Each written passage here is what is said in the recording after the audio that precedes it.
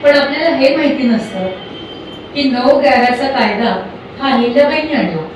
म्हणजे त्यांनी शेतकऱ्याला सांगितलं, तुझ्या शेतामध्ये तुला बांधावरती झाडं लावायची, ती कुठली लावायची?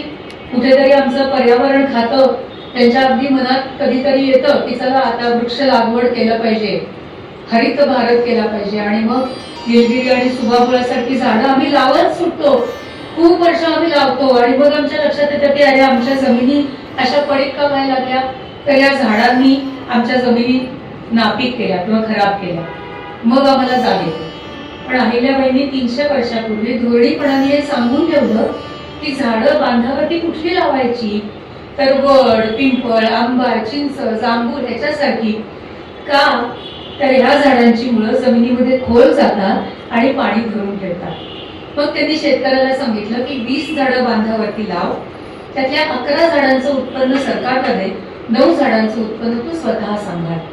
म्हणजे शेतकऱ्याला सुद्धा एखाद्या वेळेला पीक आलं नाही तर त्याला उत्पन्नाला आधार झाला.